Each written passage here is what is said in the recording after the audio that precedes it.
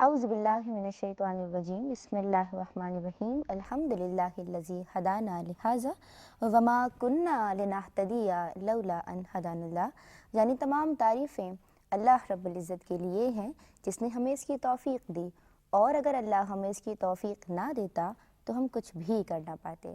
اللہم صلی علی سیدنا و مولانا محمد عدد ما فی علم اللہ صلاۃ دائمۃ بدوام ملک اللہ۔ السلام علیکم ورحمۃ اللہ وبرکاتہ۔ ناظرین محترم، پروگرام کائنات کے ساتھ میں ہوں ندا نسیم۔ پاکستان ٹیلی ویژن کا یہ پروگرام، اس کا نام کائنات ہے، خالق کائنات کی لامحدود قدرت و حکمت کو جاننے اور پہچاننے کی ایک ایمان افروز کاوش ہے۔ پروگرام کائنات میں ناظرین کرام آج سمندر موضوع گفتگو بنیں گے۔ سمندر بھی ایک کائنات ہے، سمندر کی لہروں میں عجیب کشش ہے، ایک انجانہ طلسم ہے۔ قدیم زمانے کا انسان سمندری موجوں سے سخت خوف زدہ رہتا تھا، مگر جدید سائنس اور ٹیکنالوجی کی ترقی کے باعث اس کے خوف میں کچھ کمی ضرور آئی، لیکن بے رحم موجوں سے جنم لینے والے اچانک طوفان کے سبب انسان اب بھی اس خوف کے اس خوف کے حصار سے مکمل طور پہ باہر نہیں نکل پایا ہے۔ اوشینوگرافی یعنی علم بحریات ارتھ سائنسز کی ایک شاخ ہے، اور اسے اوشینولوجی یا مرین سائنس بھی کہا جاتا ہے۔ جیسے سمندر وسیع ہے، ایسے ہی علم بحریات بھی بہت وسیع ہے۔ ناظرین کرام، سمندروں کی تخلیق کیسے ہوئی، سمندر کیسے وجود میں آئے، یہ کس طرح ہمیں اللہ تبارک و تعالیٰ کی موجودگی کا احساس دلاتے ہیں، سمندروں کی تہوں میں یا سمندروں کے نیچے کیا کچھ موجود ہے، سب جانیں گے۔ اور جاننے کے لیے، یہ سب کچھ دریافت کرنے کے لیے ہم نے اپنے اسٹوڈیوز میں دعوت دی ہے۔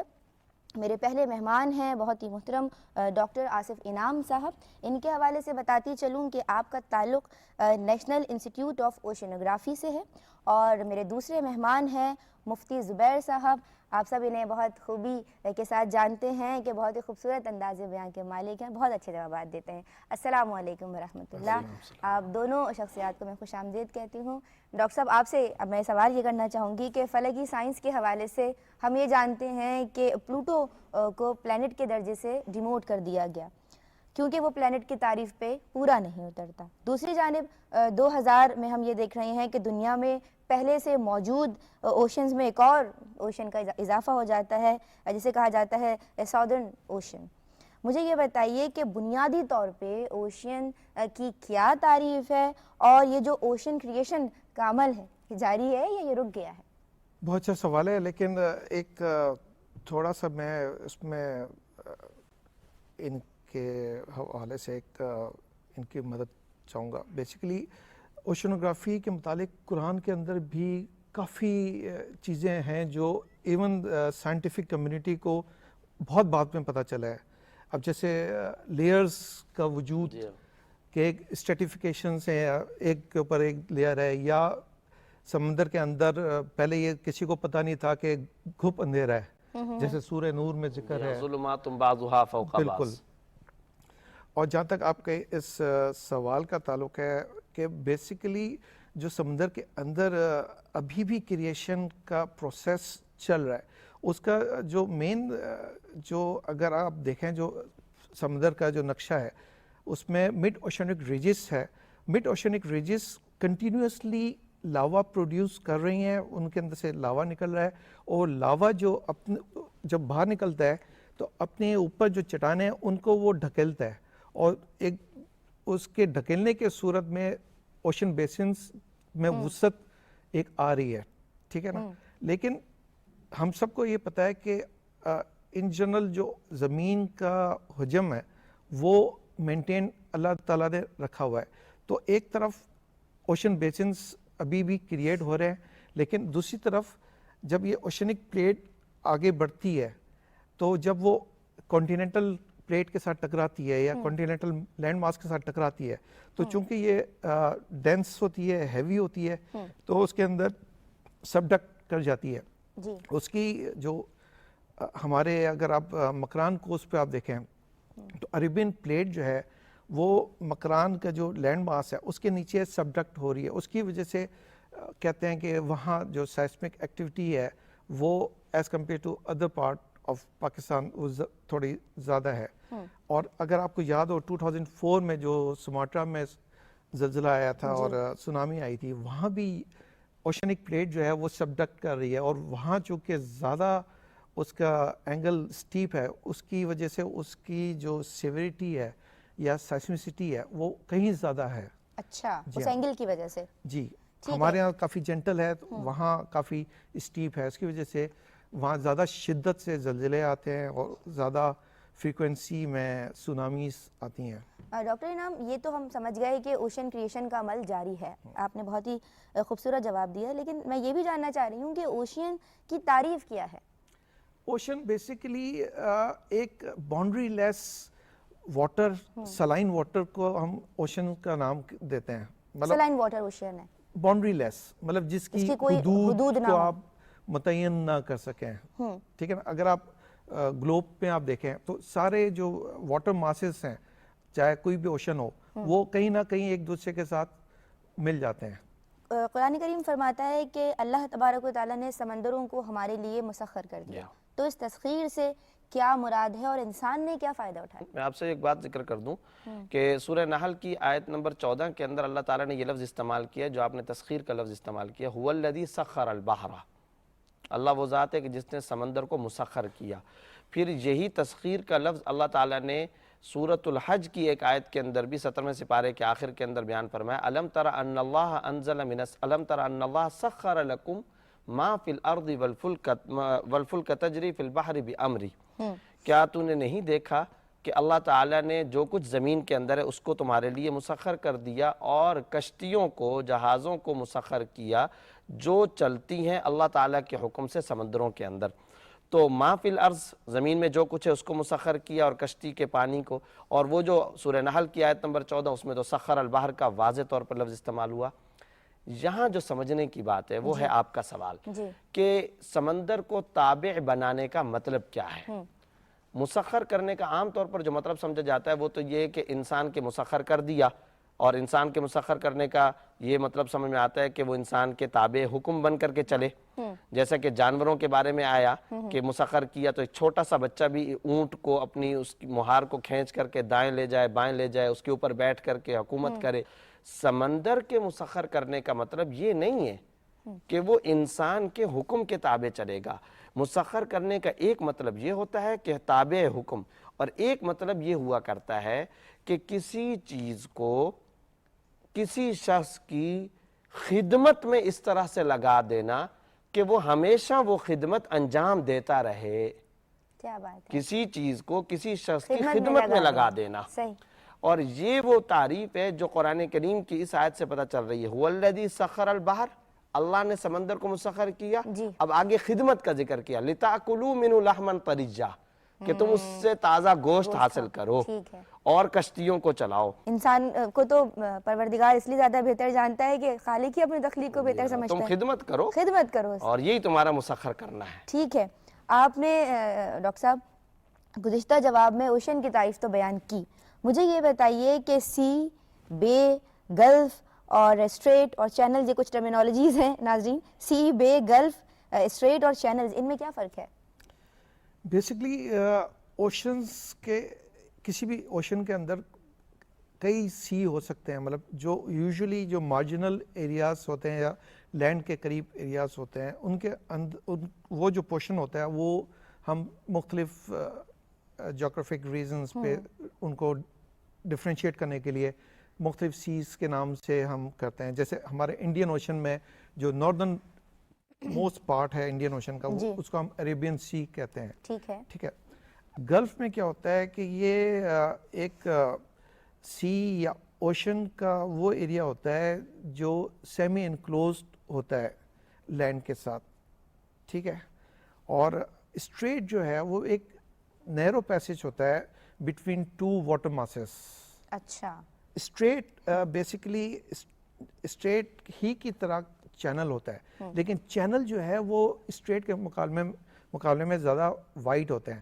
اب جیسے اسٹریٹ ہے ہمارے جو قریب ترین اسٹریٹ ہے اسٹریٹ آف ہرمز، ٹھیک ہے نا، وہ آپ نے دیکھا ہوگا میپ پہ آپ دیکھ سکتے ہیں. اسی طرح سے اسٹریٹ آف جبرالٹر ہے جو مشہور ہے کافی.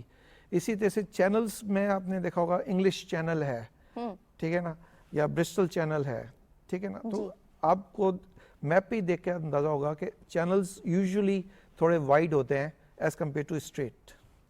ٹھیک ہے، چینلز اسٹریٹ سب ہم نے جانا. مفتی صاحب مجھے یہ بتائیے کہ ہم سمندروں میں ٹائیڈز یا مد و جزر دیکھتے ہیں، اس کی کیا وجوہات ہیں؟ مد و جزر جو ہے اس کا عام طور پر تعلق یعنی لہروں اور ہواؤں کے ساتھ ہے، اور قرآن کریم کے اندر سمندر کو چلانے سے متعلق ہواؤں کا بھی خاص طور پر تذکرہ آیا ہے.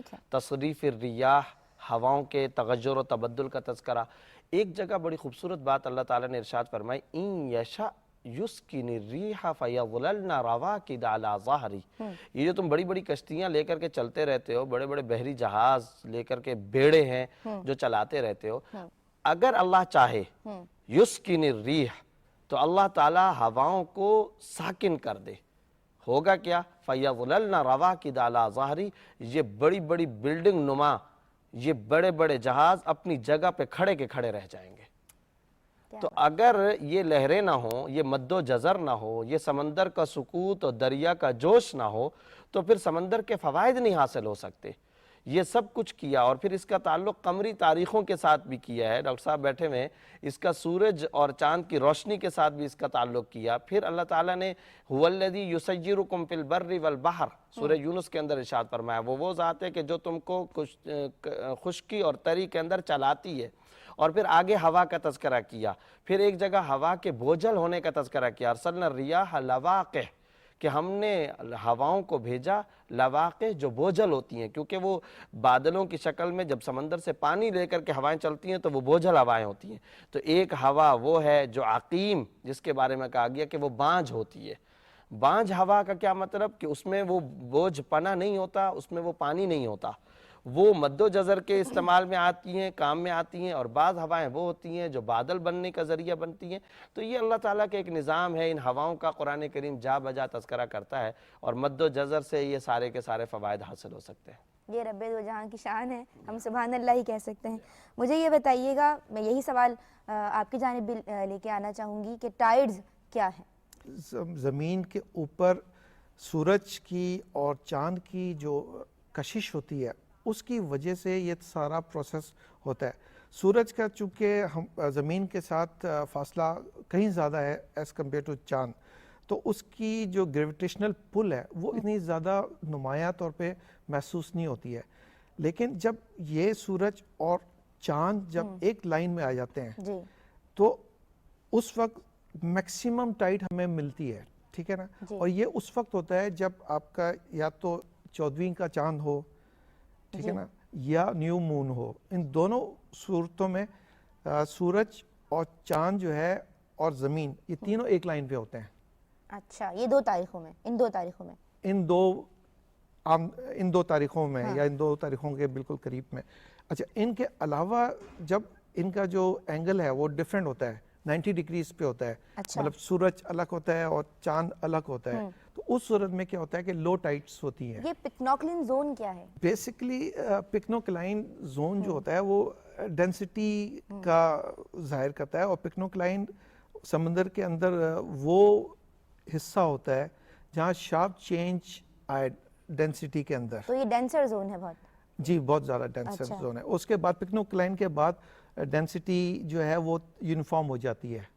اس سے پکنوکلائن کے اوپر جو ہے وہ مکس لیئر ہوتی ہے، کیونکہ وہ اوپر اس کا ہوا کے ساتھ یا ویوز کے ساتھ انٹریکشن ہوتا ہے تو وہ مکسنگ ہو رہی ہوتی ہے. اور جیسے آپ نے دیکھا ہوگا کہ بعض اوقات جب دریا کے سمندر میں شامل ہوتے ہیں، ٹھیک ہے نا، اس میں کیا ہوتا ہے کہ جو دریا کا جو پانی ہے وہ چونکہ فریش واٹر ہوتا ہے وہ ہلکا ہوتا ہے as compare to sea water کے، جس کو جو سلائن ہوتا ہے جس کے اندر نمکیات ہوتے ہیں، سارا کچھ ہوتا ہے. تو یہ جو فریش واٹر جب سمندر میں شامل ہوتا ہے تو ایک پروسیس ہوتا ہے سالٹ ویج کا. تو وہ کافی دور تک سمندر کے اوپر रिवर का पानी जो है वो ऊपर फ्लोट करता हुआ चला जाता है, अच्छा ठीक है ना। तो उसकी वजह से क्या होता है कि मुख्तलिफ न्यूट्रिएंट्स जो हैं वो काफ़ी दूर तक चले जाते हैं और फिश की प्रोडक्टिविटी बढ़ती है, सारा कुछ होता है।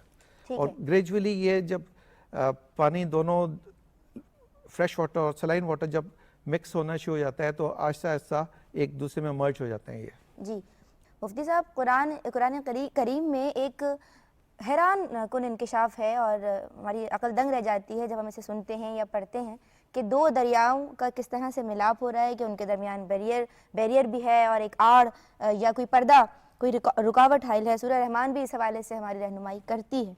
मुझे ये बताइएगा कि हम इस हवाले से क्या सबक ले सकते हैं, क्या समझ सकते हैं, इस सिलसिले में कुरान करीम हमारी क्या रहनुमाई करता है? देखिए, बात यह है कि अगर आप एक पाइपलाइन के अंदर दो किस्म के पानी डाल दें तो वो फ़ौरन मखलूत हो जाएंगे। बिल्कुल हो जाएंगे। आप एक प्लास्टिक के अंदर डाल दें तो वो मखलूत हो जाएंगे, मिल जाएंगे, बिल्कुल मिक्स हो जाते हैं। बिल्कुल हो जाएंगे। किसी बाल्टी में डाल दें।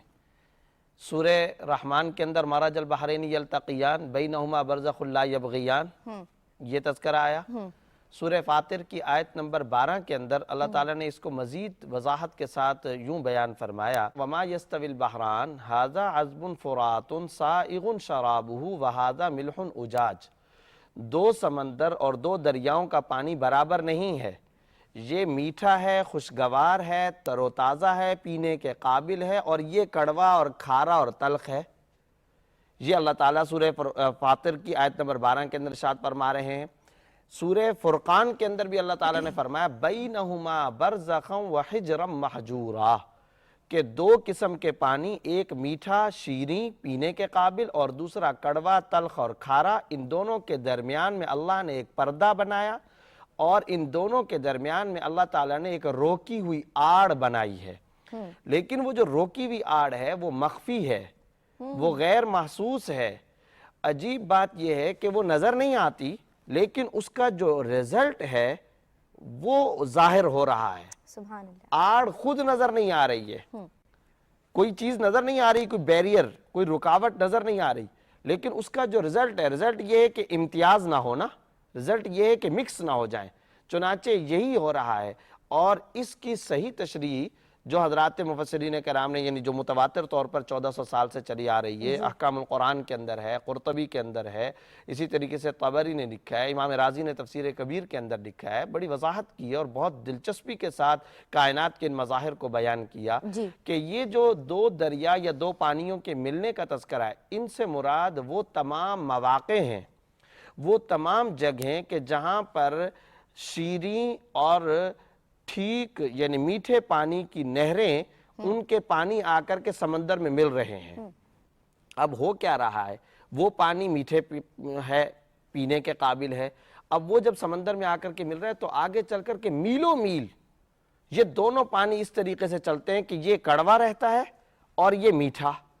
और आपको एक मजे की बात बताऊं कि अरकान से चाटगाम तक का अगर आप सफर करें तो अल्लामा शबीर अहमद साहब उस्मानी रहमतुल्लाह अलैह ने लिखा है कि ये जब आप वहाँ पर अरकान से चाटगाम तक के जो दरिया का आप देखेंगे तो वहाँ आपको नज़र आएगा कि पानी जो सामने से आ रहा है वो पानी न सिर्फ ये कि खारे और मीठे का मामला है, एक तरफ बिल्कुल सियाह पानी और एक तरफ सफ़ेद पानी। अच्छा, रंगों में भी फ़र्क। अच्छा, जो सियाह पानी है उसमें मौज है, उसमें तमव्वुज है, तलातुम है। सफ़ेद पानी में बिल्कुल सुकून है, खामोशी है। कश्ती सफ़ेद पानी के अंदर चलती है और इसके अंदर जोश है, गोया के जोशे दरिया और सुकूते समंदर, खुदा इन दोनों को मिला रहा है और मीलों मील तक ये नज़ारा दुनिया देख करके चल रही है, ये नज़ारा चल रहा है। फिर इसी तरीके से डाबेल के करीब वहाँ एक और अजीब व गरीब सूरत हाल है। वहाँ सूरत हाल ये है कि नदियों के अंदर समंदर का पानी आ रहा है। अब जो नदियों के अंदर जो पानी चल रहा है ना, वो नदियों का पानी मीठा है, पीने के काबिल है, नदियों के पानी की वो सतह चल रही है। अब समंदर का पानी खारा जब उसके ऊपर आता है तो मीठे पानी की सतह पर जोर से वो खारे पानी की पूरी पूरी लकीर आ जाती है। अब सूरत हाल क्या है कि अलग अलग दाएं बाएं का मामला भी नहीं है, नीचे मीठा है, ऊपर खारा है। क्या बात, यानी नीचे वो पानी मीठा है और ऊपर जो है वो खारा पानी है, और ये सिलसिला चल रहा है। ये मद के वक़्त में ये होता है, جوار بھاٹا جس کو ہم کہتے ہیں نا سلیس اردو کے اندر کہ مد و جزر، عربی کا لفظ ہے تو جوار بھاٹا اردو میں کہتے ہیں. تو مد کے وقت میں یہ ہوتا ہے، جب جزر کا ٹائم آتا ہے تو اس وقت یہ جو سمندر کا کھارا پانی ہے یہ صاف ہو جاتا ہے، یہ چلا جاتا ہے. جب یہ چلا جاتا ہے تو نیچے سے وہ میٹھا پانی دوبارہ ظاہر ہو کر کے سامنے آ جاتا ہے. کیا بات. فتبارک اللہ احسن الخالقین. ڈاکٹر انعام صاحب مجھے یہ بتائیے گا کہ دنیا کے دو مختلف پانیوں کی کثافت میں اتنا فرق کیوں ہے؟ بیسیکلی دیکھیں کثافت ڈپینڈ کرتی ہے سیلنٹی کے اوپر بھی اور ٹیمپریچر کے اوپر بھی. کئی سمندروں کے اندر جو اب جیسے ہمارے عربین سی کے اندر بھی اگر آپ دیکھیں تو 6 ڈفرینٹ واٹر ماسز ہیں. مطلب آپ کو شاید حیرت ہوگی کہ ایون انٹارکٹیکا کا پانی جو ہے جو بہت زیادہ ٹھنڈا ہے اور بہت زیادہ مطلب کم سلینٹی کا ہے وہ بھی ہمارے ایریا میں آتا ہے. تو it all depends on the density of the water mass. ٹھیک ہے نا، اس کی وجہ سے سارا کچھ ہوتا ہے. تو میں یہ بھی جاننا چاہوں گی اسی ضمن میں کہ بحر روم اور بحر اوقیانوس کا جو ملاپ ہے وہ کیوں واضح نہیں ہے؟ یہ کافی ایک یونیک ایک فنومنا ہے جو بحر روم کا پانی جب اٹلانٹک اوشن سے جب ملتا ہے تو ایک جبرالٹر سل کے پاس یہ ملاپ ہوتا ہے. اچھا. اب چونکہ وہاں کا جو بحر روم کا پانی جو ہے وہ زیادہ اس میں سیلنٹی ہے، زیادہ ڈینسٹی ہے. ٹھیک ہے، اور پھر ساتھ ساتھ اس کا ٹیمپریچر جیسے جیسے سیلنٹی بڑھے گی ویسے ویسے ڈینسٹی بھی بڑھے گی. کیونکہ وہ ڈینسر بھی ہے، وارمر بھی ہے. تو اس کو جب اٹلانٹک اوشن کے اندر وہ مکس ہوتا ہے تو اٹلانٹک اوشن میں کیا ہوتا ہے کہ سیلنٹی بھی تھوڑی ریلیٹیولی کم ہے ایز کمپیئر ٹو میڈیٹرینین، اور پھر یہ ہے کہ ٹیمپریچر اس بھی کم ہے. ٹھیک ہے، تو ہونا یہ چاہیے کہ میڈیٹرینین کا پانی جو ہے وہ نیچے تہہ میں بیٹھ جانا چاہیے. لیکن چونکہ ڈینسٹی اور ٹیمپریچر دونوں میں فرق ہے ان دونوں واٹر ماسز کا، تو یہ بیچ میں معلق ہو کے کافی دور تک چلا جاتا ہے. ٹھیک ہے نا، تو اوپر بھی ڈفرینٹ ڈینسٹی کا پانی ہے، نیچے بھی ڈفرینٹ ڈینسٹی کا پانی ہے. اوپر نیچے اٹلانٹک کا پانی ہے، بیچ میں جو ہے میڈیٹرینین کا پانی ہے. میں بہت شکر گزار ہوں آپ دونوں شخصیات کی کہ جو اتنے سارے سوالات آج ہمارے پاس تھے اور تیار کیے تھے ہم نے، کہ ہم چاہ رہے تھے کہ تمام سوالات چونکہ ہماری سوچوں کو الجھائے ہوئے تھے تو ان کے جوابات آپ دونوں سے لیے جائیں. اور بہت خوشی سے میں یہ بات کہہ رہی ہوں کہ آپ دونوں نے بہت اچھے جوابات دیے اور ہماری تشفی فرمائی. بہت شکریہ آپ دونوں کی آمد کا. اجازت دیجیے، فی امان اللہ، السلام علیکم ورحمۃ اللہ.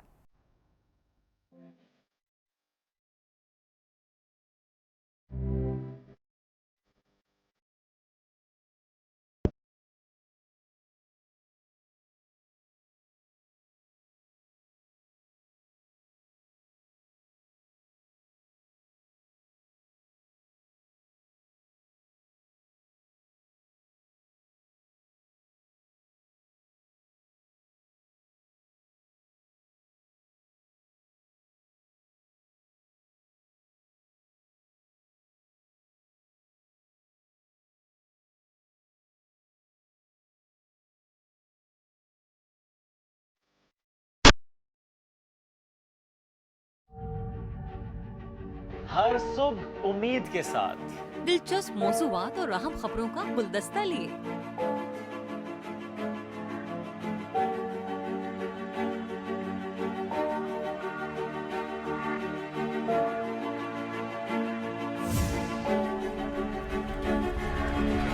میں ہوں محمد شعیب اور میں ہوں ذریعہ راجپوت. ہم بات کریں گے ہر اس خبر پر اور ہر اس واقعے پر جس کا تعلق براہ راست ہم سب سے ہے. ہماری مذہبی اور معاشرتی اقدار سے ہے، پاکستان سے ہے.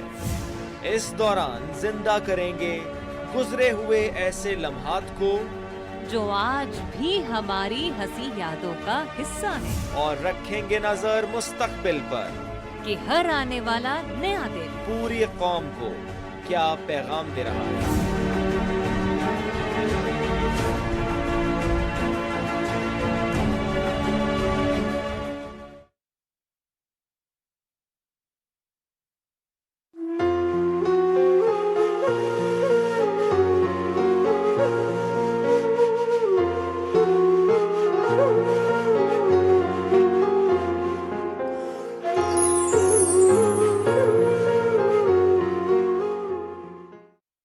शुरू अल्लाह के नाम से, उस पाक परवरदिगार के नाम से जो बड़ा मेहरबान और नहायत रहम करने वाला है।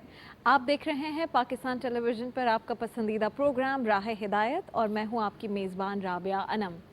नाज़रीन किराम, मैं बहुत खुश हूं और कहते हैं ना कि आपको दिल से कभी सुकून महसूस होता है, वो इसलिए कि हमने पिछले जितने शोज़ किए उसमें हमने इतनी अच्छी गुफ्तगू की और ऐसी गुफ्तगू की जिससे मेरी ज़िंदगी में भी बहुत तब्दीली आई और मुझे उम्मीद है और यकीन है कि मेरी जो बहनें और माएँ हमें प्रोग्राम में देख रही होती हैं उनकी ज़िंदगियों में भी बहुत बेहतरी आई होगी। मैंने और मेरी टीम ने ये फ़ैसला किया और पसंदीदगी को, आप लोगों की पसंदीदगी को देखते हुए फ़ैसला किया कि हम कुछ शोज़ ऐसे करें जो ख़वातीन से मुतालिक हों और अल्हम्दुलिल्लाह हमारी इस कोशिश को, इस काविश को आप सब ने बहुत सराहा। और मैं आपसे हमेशा कहती हूँ कि आपका फ़ीडबैक ही है जो ऐसे शोज़ की जान बन जाता है। हमने जब डिसाइड किया कि हम राह हिदायत जैसे प्रोग्राम का आगाज़ करेंगे तभी हमने बहुत इर्द गिर्द में सुना कि क्या ऐसे प्रोग्राम को लोग पसंद करेंगे, क्या ऐसे प्रोग्राम को लोग देखना चाहेंगे, और हमारा जवाब था कि ज़रूर, बिल्कुल देखना चाहेंगे, क्योंकि लोग हमें लोगों के जहनों में ऐसे बहुत सारे सवालात हैं जिनका जवाब उन्हें सही तौर पर मिल नहीं पाता। वो हर फ़िक़ही मामले को भी सुनना चाहते हैं और उसके तमाम तर प्रोज़ कॉन्स और उसकी सारी साइड्स को समझना चाहते हैं। बहुत सारे रुख होते हैं हर एक मामले के और उस मसले के हल के भी बहुत सारे रुख होते हैं। लोग देखना चाहते हैं कि हमारे स्कॉलर्स, वो लोग जिन्होंने इतनी तालीम हासिल की है, जो इस पोजीशन पर पहुँचे हैं कि आज वो तबलीग कर रहे हैं, वो हमारे मसाइल का क्या हल बताते हैं। And it is very important कि जो आपके सहनों में ज़वाल उठ रहे हैं वो आप हम तक पहुंचाएं और हम यहाँ से अपने स्कॉलर्स, अपने जो हमारे इतने सीनियर लोग यहाँ मौजूद होते हैं उनके सामने रखें। और उसका तरीका ये है कि आप व्हाट्सएप के ज़रिए और ईमेल के ज़रिए अपने जहन में उठने वाला कोई भी सवाल हमें भेज सकते हैं। हमारा ईमेल एड्रेस आपकी स्क्रीन पर आ रहा है और हमारा व्हाट्सएप नंबर भी आपकी स्क्रीन पर है। मुआशरे में ख़वातीन का किरदार, हमने इसके मुख्तलिफ़ पहलुओं का जायज़ा लिया अपने गुज़िश्ता प्रोग्राम्स में और आज भी आपके बहुत सारे सवालात जो उन प्रोग्राम्स में हम शामिल नहीं कर पाए थे, हम कोशिश करेंगे कि आज अपनी दो बहुत मुअज़्ज़ज़ मेहमान जो मुझे ज़ाती तौर पर बहुत पसंद हैं, आप लोगों को बहुत पसंद है और आप इनके बारे में बहुत पसंदीदगी का इजहार करते हैं और बहुत सारा फ़ीडबैक देते हैं, आज वो हमारे साथ ख़वातीन मौजूद हैं। मारूफ़ स्कॉलर है ज़ुनैरा अंबर साहिबा, आप इनको टीवी पर अक्सर देखते रहते हैं, बहुत ही खूबसूरत गुफ्तगू करती हैं, बहुत मीठे अंदाज में बहुत प्यारा बोलती हैं। एक और ख़ास शख्सियत हमारे साथ मौजूद हैं, मारूफ स्कॉलर है इम्तियाज़ जावेद खाकवी साहिबा। इम्तियाज़ साहिबा अस्सलामु अलैकुम, ज़ुनैरा साहिबा अस्सलामु अलैकुम वरहमतुल्लाह। खाकवी साहिबा, आपसे सवालात का आगाज़ करेंगे। बिल्किस अजीज़ है नारोवाल से पूछती हैं कि मेरे शौहर का 3 साल कबल इंतकाल हो गया है। हाल ही में मैं गर्ल्स स्कूल की हेड मिस्ट्रेस की हैसियत से रिटायर हुई हूँ। इस वक्त कुछ जायदाद मेरे शौहर की है, उनकी ख़रीदी हुई और कुछ जायदाद मैंने अपनी आमदनी से बनाई हुई है। अब चूँकि मेरी कोई औलाद नहीं है और मेरे रिश्तेदार हैं दूसरे और कुछ ऐसे भी हैं जो मुस्तहिक हैं, मैं इस तमाम जायदाद को शरई एतबार से तकसीम करना चाहती हूँ, तो मेरी रहनुमाई फरमाएं कि मैं किस तरह से इसे तकसीम करूँ। यूसिकुमुल्लाहु फी औलादिकुम लिज़्ज़िक्र मसलु ख़ज़्ज़िल उन्सया सदक़ल्लाहु मौलाना अज़ीम। देखिए, अल्लाह रब्बुल इज़्ज़त ने नमाज और रोज़े की डिटेल नहीं दी कुरान मजीद में, मगर औरतों के हकूक़ के हवाले से और विरासत के हवाले से पूरे कवानीन बयान फरमाए हैं। मैंने सूरह निसा की एक आयत मुबारक पढ़ी जिसमें अल्लाह रब्बुल इज़्ज़त ने विरासत के कवानीन का जिक्र फरमाया और बताया कि जब भी तुम्हें विरासत तकसीम करनी हो तो लड़की के 2 हिस्सों के बराबर लड़के का 1 हिस्सा है। जहाँ तक बात है जो आपने सिचुएशन बताई है कि वो खातून, एक तो मैं इस बात पर भी उन्हें शाबाश दूंगी कि जब आप रुजू करते हैं इस्लाम की तरफ और पूछना चाहते हैं कि इस्लाम हमारी क्या रहनुमाई करता है, ये पहला स्टेप होता है। दूसरी बात ये कि अब इन्होंने बताया जैसे कि औलाद नहीं थी इनकी पहले शौहर से। कुरान मजीद में जिक्र आता है कि जब किसी शख्स की औलाद नहीं होती तो उसकी बेवा को 4था हिस्सा मिलता है, ठीक है, और बाकी हिस्सा उसके बहन भाइयों में तकसीम होता है। अगर वो मौजूद औलाद होती है तो बहन भाइयों को हिस्सा नहीं मिलता, लेकिन अगर औलाद नहीं है जैसे इन्होंने बताया सिचुएशन, तो फिर जो शौहर का हिस्सा था वो उनके बहन भाइयों को मिलना था और 4था हिस्सा इस खातून को मिलना था। अब ये खातून खुद भी अब चूँकि साहिब हैसियत है, अपना हिस्सा है, वो भी उसी तरीके से इनके अपने बहन भाइयों का हिस्सा है। अगर औलाद नहीं होगी, ये फौत हो जाती हैं, तो उसके बाद वो तरका तकसीम होता है। हयात में इनको हक हासिल है कि वो अगर फलाई कामों में लगाती हैं तो ये बहुत अच्छी बात है कि वो सदका जारिया बन जाता है इंसान के लिए, اس جہاں میں اس کے کام آتا ہے. بالکل ٹھیک ہے. دوسرے سوال کی جانب بڑھتے ہیں. حاجرہ نورانی ہیں, پوچھتی ہیں حیدرآباد سے کہ ہمارے معاشرے میں دیکھا گیا ہے کہ بدلے یعنی وٹے سٹے کی شادی سے بہت سارے خاندانی اور سماجی مسائل جنم لیتے ہیں. کیا اسلام میں اس طرح کی شادی سے متعلق کچھ اصول اور ضوابط واضح کیے گئے ہیں؟ جی, یہ جو جس کو ہم کہتے ہیں نا بدلے کی شادی یا وٹے سٹے کی شادی, اس کے لیے جو دین میں ٹرم استعمال کی گئی ہے نکاح شغار, کہ وہ بدلے پہ. اب اس کے علماء کرام کی ایک جماعت اس سے متفق نہیں ہے کہ یہ شادی نہیں کرنی چاہیے, اللہ کے حبیب نے پسند نہیں فرمایا. تو اس کو میں کلیئر کروں کہ جنرلی جس طرح سے مہر سب کا علیحدہ علیحدہ مقرر ہو اور رضامندی کے ساتھ, جیسے ایک فیملی میں ایک شادی ہوتی ہے تو نظر آتا ہے کہ یہ دوسرا ممبر بھی بہت اچھا ہے, یہ خاندان اچھا ہے, یا ہماری بہن کی ہم نے کہیں رشتہ طے کیا تو ہمیں لگا کہ جو میری بہن کی نند ہے وہ بہت اچھی ہے تو اپنے بھائی کے لیے بھی پروپوزل دے دیا, یا ایک وقت میں ہی ایک ساتھ دونوں کے نکاح کر دیے بغیر مشروط کیے, کنڈیشنل نہیں ہے, تب تو اس میں کوئی حرج نہیں ہے دینی پوائنٹ آف ویو سے. سوشل اس کے پوائنٹس پہ ہم بعد میں بات کر سکتے ہیں. جس نکاح کو اللہ کے حبیب نے نکاح شغار کو پسند نہیں فرمایا وہ یہ ہے جو عرب میں اس زمانے میں یہ طریقہ تھا کہ لوگ یہ کہا کرتے تھے کہ جیسے میں اپنی بیٹی تمہیں نکاح میں دے رہا ہوں اور تم اپنی بیٹی اس کے بدلے میں مجھے نکاح میں دو, یہ شرط ہوا کرتی تھی نکاح کی, اور اس میں مہر کچھ بھی نہیں ہوتا تھا. یعنی مہر یہی ہے کہ آپ کی بیٹی میرے پاس آ جائے اور میری بیٹی آپ کے گھر چلی جائے. لیکن مہر تو دراصل حق لڑکی کا ہے, تو اس کے ہاتھ میں کچھ بالکل, نہیں تو آ وہ رہا. مہر اسے ناپسند کرا ولی دیا گیا. مہر لینے کے بجائے کہتے تھے کہ یہی اس کا مہر ہوگا, کہ آپ نے جیسے باپ نے کہا کہ مجھے اپنی بیٹی کا مہر مقرر مت کرو, اس کے بدلے میں تم اپنی بیٹی میرے نکاح میں دے دو. اسی طرح علماء کرام نے اس پہ لکھا کہ بھائی بھی اگر ایسا کرتا ہے کہ کسی کو اپنی بہن نکاح میں دیتا ہے اور اس کے بدلے کہتا ہے کہ یہی اس کا مہر ہے, اس کے بدلے میری شادی کر دو, مہر اسکپ کر دیا جائے, اس کو عوض انسان کو ہی بنا دیا جائے, شرعاً ٹوٹلی حرام ہے. کیونکہ مہر ویلیویبل ایسٹس ہوتے ہیں, کوئی ملکیت کی چیز ہوتی ہے جو آپ کے پوزیشن میں آ جائے, اور لڑکی کا حق ہے. تو خاتون یا انسان جو ہے وہ کسی کی ملکیت نہیں ہے. دوسری بات یہ کہ مشروط کر کے نکاح کرنا کہ تم یہ کرو گے تو اس کے بدلے میں یہ کروں گا, یہ جائز نہیں ہے. ویسے شرعاً جائز ہے. اب دوسرا سٹیپ آ گیا کہ سوشل ایشوز بہت زیادہ ہیں, کہ خدا نہ خواستہ دیکھیں ہر شخص ایک انڈیویجول ہے, ایک ماں سے پیدا ہونے والی اولادیں بالکل مختلف ہوا کرتی ہیں. حضرت نوح علیہ السلام اللہ کے پیغمبر تھے, ایک بیٹا ان کا کتنا نافرمان نکلا.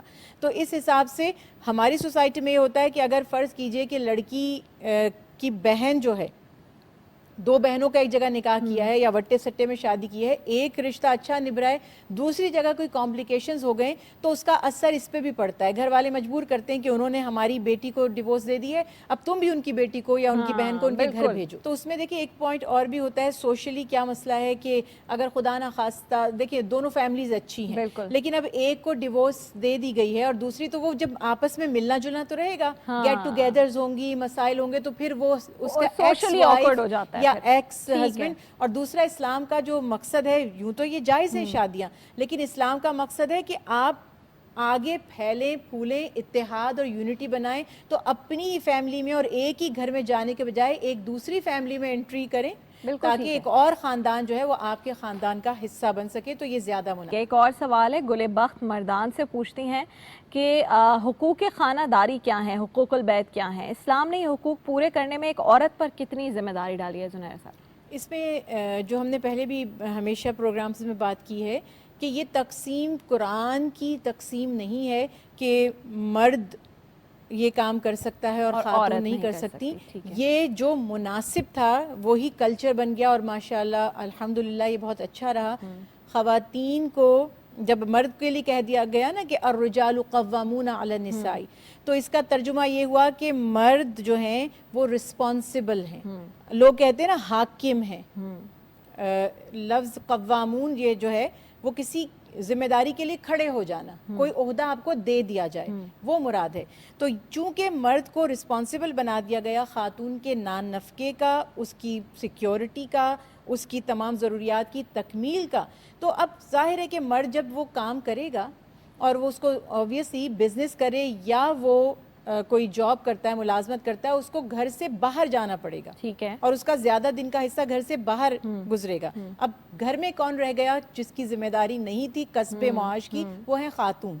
تو خاتون کو دین اسلام میں ایز اے وائف اگر میں بات کروں تو وہ یہ کہا گیا کہ اس کا کام یہ ہے کہ وہ شوہر کی ایبسنس میں اس کے گھر کی حفاظت کرے, اپنی ناموس کی حفاظت کرے, یعنی وہ ریلیکس ہو کر جائے, اور خاتون جو ہیں وہ تحمل کے ساتھ گھر کو سنبھال لے, اور بچوں کی اگر اللہ اولاد عطا فرماتا ہے تو بچوں کی اچھی تعلیم و تربیت کرے. اور یہ بہت بڑی ذمہ داری ہے, کسی بھی اور ذمہ داری سے بڑی. یہ تو کہتے ہیں نا کہ 24/7 unpaid جاب ہے. میں ہمیشہ کہتی ہوں نا کہ جو ورکنگ ویمن ہم کہتے ہیں, باہر کام کرنے والی خواتین کو, جو گھر میں کرتی ہیں خواتین, وہ اتنا سارا ورک لوڈ باہر سے بھی زیادہ ہوتا ہے, تو ان کو بھی اسی طرح سے سراہنا چاہیے, بلکہ زیادہ سراہنا چاہیے. 4 دیواری کے اندر رہتے ہوئے کوئی ویکینڈ نہیں ملتا. ہمیشہ میری امی مجھے کہتی تھی سب کی چھٹی ہو جاتی ہے, ماں کی چھٹی کب ہوگی, کہ مجھے کب ویکینڈ ملے گا. تو ہم کہتے ہیں چلیں ٹھیک ہے, ہم آپ کے لیے آج کھانا بناتے ہیں, ناشتہ بناتے ہیں, آپ آج ریلیکس کریں.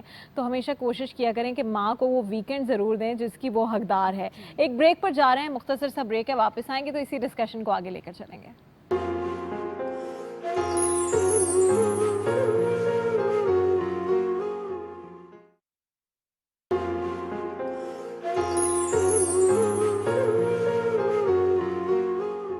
پروگرام میں ایک بار پھر خوش آمدید. سمیرہ بٹ ہیں لاہور سے, کہتی ہیں کہ مجھے گھڑ سواری کا, ہارس رائڈنگ کا بہت شوق ہے, لیکن اکثر مجھے لوگ کہتے ہیں کہ خواتین کو اس کی اجازت نہیں ہے. تو میں جاننا چاہتی ہوں کہ کیا اس کی اجازت دین میں ہے؟ تو لوگ اس وقت کاریں اور گاڑیاں نہیں ہوا کرتی تھی, قافلوں میں سفر کرتے تھے, اونٹوں پر سفر ہوتا تھا اور گھوڑوں پر سفر ہوتا تھا.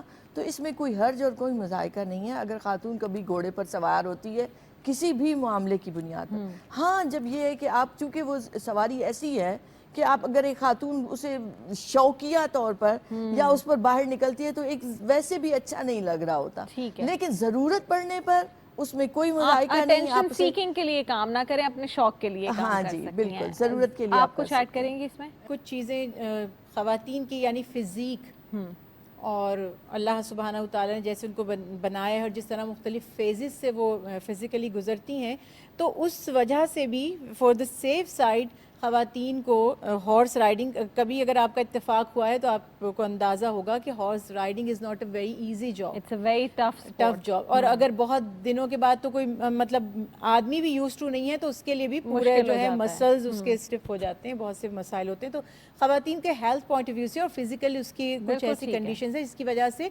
اوائڈ کیا جا سکتا ہے احتیاط کے لیے. شریعت سے اس کا براہ راست کوئی واسطہ نہیں ہے. ایک بھائی ہیں ہمارے, انہوں نے سوال پوچھا ہے اور جنرل سے سوال ہے. الطاف شاہ راشدی ہیں لاڑکانہ سے, کہتے ہیں کہ قرآن پاک کی تلاوت یا صدقہ وغیرہ کا ثواب صرف مردوں کو پہنچتا ہے یا ہم زندہ لوگوں کو بھی ان کا ثواب پہنچا سکتے ہیں؟ جیسے میرے والدین بزرگ ہیں, اگر میں کچھ پڑھ کر کہوں کہ اس کا ثواب میرے والدین کو جائے تو کیا ایسا ہو سکتا ہے؟ آپ آج جو عمل کر رہے ہیں یہ کل آپ کو اس جہان میں آپ کے کام آئے گا. تو زمان و مکان سے جب ہم ماورا ایک بات کرتے ہیں خیر کے عمل کی, تو اس کا مطلب ہے کہ اس بے حساب, بے حد و حساب, کسی کے بھی کوئی کمی نہیں آتی. آپ جانے والوں کو بھیجتے ہیں, ان کو بھی اصال ثواب ہوتا ہے. آپ خود پڑھ رہے ہیں, آپ کے بھی کام آتا ہے. آپ کے والدین حیات ہیں یا فوت ہو چکے ہیں, ان کے بھی کام آتا ہے. نیک اولاد ہے ہی صدقہ ان والدین کے لیے, صدقہ جاریہ. ایک طرف تو آپ نے, میں دو اس کی طرح سے بتانا چاہوں گی کہ ایک تو ہے کہ آٹومیٹیکلی وہ عمل جو ہے وہ آپ کے والدین کے لیے باعث خیر اور برکت ہو جاتا ہے, خواہ وہ حیات ہیں خواہ وہ جا چکے ہیں. دوسری طرف یہ ہے کہ اگر وہ جا چکے ہیں تو آپ باقاعدہ بھی اصال ثواب کریں, اور ہر خیر کا عمل اسے مخصوص بھی نہ کریں کہ صرف جو ہے قرآن پاک کی تلاوت. قرآن پاک کی تلاوت تو اللہ کا کلام ہے ہی, مگر آپ ذکر اذکار کرتے ہیں, آپ درود پاک پڑھتے ہیں, آپ کوئی بھی اور اللہ کے ناموں کا ذکر کرتے ہیں, آپ کھانا بناتے ہیں, آپ کھانا بانٹتے ہیں, آپ دیگیں بانٹتے ہیں, آپ مسجد بنواتے ہیں, آپ مدرسہ بنواتے ہیں, آپ علم کے لیے کتابیں لے کر کسی کو دے رہے ہیں, کسی کو میں پانی جا کے دے دیں کسی کو, آپ کا جو بھی عمل خیر ہے, ہر عمل خیر آپ کے بھی کام آئے گا, آپ کے والدین کے بھی, جس کو آپ اصال ثواب کریں گے اس کے بھی کام آئے گا. سبحان اللہ. کچھ اور سوالات ہمارے پاس ہیں. محمد زبیر ڈوگر ہیں اونٹاریو کینیڈا سے, وہ کہتے ہیں کہ میں جہاں رہتا ہوں وہاں پر کوئی مسلمان ڈاکٹر دستیاب نہیں ہے, مجھے اپنے بیٹے کو سرکمسائز کروانا ہے, تو کیا کسی غیر مسلم ڈاکٹر سے یہ کروا سکتے ہیں؟ جی بالکل, یہ سرکمسیشنز کا کسی مسلمان یا غیر مسلم سے کوئی تعلق نہیں ہے. یہ کوئی ایسی مذہبی مطلب کوئی دعا پڑھ کر نہیں کرنا, سرجری ہے, ایک طریقہ ہے, حضرت ابراہیم علیہ السلام کی سنت ہے, اسی سے ہی ہمارے دین میں بھی یہ چلی آ رہی ہے. تو بالکل کوئی اس میں حرج نہیں ہے اگر, اور ہاں آپ کے اپنے دل کی تسلی ہے, آپ مسلم ڈاکٹر کو پریفر کرنا چاہتے ہیں تو اگر اویلیبل ہے تو ویل اینڈ گڈ, نہیں ہے تو کوئی اس میں حرج نہیں ہے. ایک اور سوال ہے, میں چاہتی ہوں زنیرہ آپ ہی اس کا جواب دیں. محمد نعمان خالد ہیں کراچی سے, انہوں نے پوچھا ہے کہ میں میٹرک کا طالب علم ہوں, میں نے اپنے غیر مسلم کلاس فیلو سے قرآن پاک کا ذکر کیا تو اس نے مجھ سے کہا کہ مجھ سے بھی شیئر کرو بک, کیونکہ میں نے آج تک نہیں پڑھی ہے. تو میں نے گھر سے لے جا کر قرآن پاک اپنے اس غیر مسلم فرینڈ کو دیا, لیکن جب میرے والد صاحب کو یہ پتہ چلا تو انہوں نے مجھ پر بہت مجھے ڈانٹا اور کہا کہ کسی غیر مسلم کو قرآن پاک نہیں دیا جا سکتا. تو مجھے بتا دیں کہ کیا میں نے ٹھیک کیا ہے؟ یہ ہمارے ہاں اسپیشلی پھر وہی بات آ گئی, سب کانٹیننٹ میں ہمارے خاص طور پہ جو پاکستان کے اور انڈیا کے مسلم ہیں ان میں بہت سی چیزیں اپنے ہی طور پر انہوں نے سمجھ لی ہیں اور اس کو دین کا حصہ بنا لیا ہے. ہمیں بھی بچپن میں اس کا ایکسپیرینس ہوا, ہماری بھی ایک اسٹوڈنٹ جو ہیں وہ اہل کتاب تھیں, تو جب ان کو بھی دلچسپی پیدا ہوئی تو ہم نے چاہا کہ ہم انہیں وہ کتاب دے دیں کہ قرآن پاک کی, وہ کہتی ہیں کہ یہ تمہاری ہولی کتاب ہے جی. تو لوگوں نے, اور ایون جو کلاس فیلوز ہی تھیں, انہوں نے بہت ہی زیادہ پریشان ہو گئی, کرٹیسائز نے ہاتھ لگا دیا. تو یاد رکھیے کہ قرآن پاک کتاب ہدایت ہے. اللہ سبحانہ وتعالیٰ نے اس کے نزول کا جب مقصد بیان فرمایا تو فرمایا ذالک الکتاب لا ریب فیہ ہدی للمتقین, اور فرمایا کہ ہدی للناس, یہ ہدایت متقین کے لیے بھی ہے, یہ انسانوں کے لیے بھی ہے. اور کیوں قرآن پاک میں بار بار کفار و مشرکین کو مخاطب کر کے کہا گیا کہ کیا تم قرآن پر افلا یتدبرون القرآن, کیا تم غور و فکر نہیں کرتے قرآن پر؟ اور پھر کہا گیا غور کر کے دیکھو کیا تمہیں اللہ کی تخلیق میں یا اس کلام میں کوئی عیب نقص نظر آتا ہے. اور اسی طرح سے جب اللہ کے حبیب قرآن پاک صلی اللہ علیہ وسلم قرآن پاک کی دعوت دیتے ہیں اور لوگ اس کو تسلیم نہیں کرتے جو کہ کافر تھے, تو آپ صلی اللہ علیہ وسلم کو اللہ سبحانہ وتعالیٰ کی طرف سے حکم عطا کیا گیا کہ آپ ان سے کہیے کہ اگر تمہیں ڈر ہے کہ یہ اللہ کے سوا کسی اور کا کلام ہے یا تم شک میں ہو تو اس جیسی ایک صورت بنا کر دکھا دو. تو اگر وہ پڑھتے تھے, وہ پکڑتے تھے, ہولڈ کرتے تھے اس کو, تبھی وہ اس کو سمجھ سکتے تھے, تبھی وہ اس میں کوئی عیب ڈھونڈنے کی ان کو چیلنج کیا گیا تھا. اور اللہ کی کتاب تو ہدایت کے لیے ہے سب انسانوں کے, تو جو پڑھ رہا ہے اسے یقیناً وہ اس سے ہدایت حاصل کر بلکہ ہمیں تو خوش ہونا چاہیے اور ہمیں تو اس بات کو اپریشیٹ کرنا چاہیے اور محبت اور پیار سے بغیر فورس کیے چاہیے کہ جو ہمارے آس پاس غیر مسلم ہیں انہیں ہم ایسا پرووائڈ کریں موقع کہ ان کو انٹرسٹ پیدا ہو اور وہ اس کتاب پر یعنی کلام الہی پر اور کیا ہی پتا کہ آپ نے وہ کتاب ان تک دی, وہ اسلام قبول کریں, وہ ہدایت کی راہ پر آئیں اور اس کا ثواب آپ کو ہی ملے. آخری سوال ہے, میں چاہوں گی امتیاز صاحبہ. جی جی جی بالکل ایڈ کریں. اجازت ہو تو دیکھیں کہ ایک پہلو ہے کہ اسلام پھیلنا ہی اس براہ راست اس کلام سے, دوسرا اس کا پہلو یہ کہ تھوڑا سا ذہنوں کو تیار کر کے اس کے بعد ہم وہ کلام پاک دیں تاکہ وہ اس کی بے ادبی نہ کرے اور اس کا ادب بتائیں, ادب کس بتا پاکیزگی کے ساتھ اس کو پکڑنا ہے, اس کی کیا عزت ہے, چونکہ احساس نہیں ہوتا کہ یہ کتنی زیادہ مقدس بالکل ویلڈ ہے. ایک آخری سوال ہے امتیاز صاحبہ آپ سے میں پوچھوں گی. عائشہ ظفر محمود ہے کوہاٹ سے, وہ کہتی ہیں کہ ہمارے یہاں علماء کرام فرماتے ہیں کہ بچے کی ولادت کے بعد سب سے پہلے اس کے کان میں اذان دینی چاہیے. اگر یہ درست ہے تو اس کی بھی وضاحت کر دیجئے, اور کس سے اذان دینی چاہیے اس کا بھی بتا دیجئے. رابعہ دیکھیں یہ ایک ہمارے پیدائش کے اور اموات کے جو قوانین ہیں ان میں یہ آتا ہے اور یہ مستحب عمل ہے, کوئی فرضیت میں نہیں ہے. ایک بات. دوسری یہ کہ انہوں نے کہا کہ کس کو دینی چاہیے, جو وہاں موجود ہے, ہر ایک لڑکا ہے, بھائی ہے, بیٹا ہے, باپ ہے, چچا ہے, تایا, کوئی بھی یہ کام کر سکتا ہے, یہ عمل کر سکتا ہے. میں یہاں کمی محسوس کرتی ہوں اپنے معاشرے میں کہ ہم بچوں کی وہ ٹریننگ نہیں دے رہے. میں ایک سادہ سی بات کہوں کہ 7 سال کا بچہ ہے نا, وہ بیٹا یا بیٹی, اسے نماز پوری آنی چاہیے. 10 سال کا بیٹا ہو جائے تو آپ کو اسے تیار کرنا ہے کہ کسی بھی جگہ پر پیدائش اور اموات کی اس کو ساری چیزیں معلوم ہو. وہ جنازہ پڑھانا پڑے تو وہ تیار ہو. کسی نان مسلم کنٹری میں ہے وہ اور وہاں ضرورت پڑ گئی تو بیٹوں کو اگر ہم نے تیار نہ کیا تو کون پڑھائے گا جنازہ, کون پڑھائے گا. ایگزیکٹلی. تو بیٹوں کی تربیت ہمیں اس انداز سے کرنی ہے کہ انہیں ساری چیزیں پتہ ہوں اچھے طریقے سے. لوگ جھجک جاتے ہیں کیونکہ اذان آتی نہیں ہے لوگوں کو, کبھی انہوں نے اذان دی نہیں. بلکہ بیٹیوں کے حوالے سے بھی کہا جاتا ہے کہ کس طرح سے مردے کو غسل دینا ہے, اس کا بالکل ٹریننگ دی جانی چاہیے, بچوں کو سیکھنا چاہیے. اس سے ایک تو آپ میں خوف پیدا ہوتا ہے, آپ وہ حقیقت جو اصل حقیقت ہے موت کی, اور اصل ذمہ داری ان کی ہے. بیٹی فوت ہو تو ماں جو ہے غسل دے, ماں فوت ہو تو بیٹی کو غسل دینا چاہیے. اور آپ یقین کریں میری فرائیڈے کی محفل ہوتی ہے, میں نے اس میں کتنی کلاسز لی ہیں باقاعدہ اس غسل کی میت کی کہ آپ میں سے ہر ایک کو آنا چاہیے. تو ہمیں ٹریننگ دینی ہے اپنی بیٹیوں کو, بیٹوں کو. ساری حقیقتیں ہیں جس کو ہم بھول جاتے ہیں اور باقی خرافات میں پڑے رہتے ہیں, اور ان سب چیزوں کو ہم جو ہے اگنور کر رہے ہوتے ہیں. انگلش بولنی آنی چاہیے, اس کے لیے ہم بڑے اچھے ٹیچر رکھ لیتے ہیں. ہم سب بھول جاتے ہیں. زبیر احمد صاحب آپ کا بہت شکریہ, امتیاز جاوید خاکپی صاحب آپ کا بہت شکریہ. باتوں میں ہی ہمیں اندازہ ہی نہیں ہوتا, پروگرام کا وقت ختم ہو جاتا ہے. آپ کے سوالات اتنے دلچسپ ہوتے ہیں اور ہم بہت شکر گزار ہیں آپ کے فیڈ بیک کے اور آپ کے ان سوالات کے, جس کی وجہ سے ہم اس شو کو آگے بڑھا رہے ہیں. پروگرام راہ ہدایت دیکھنے کا بہت شکریہ. اپنی میزبان رابعہ انم کو اجازت دیجیے, اگلے پروگرامز میں پھر آپ سے ملاقات ہوگی. اللہ حافظ ناصر.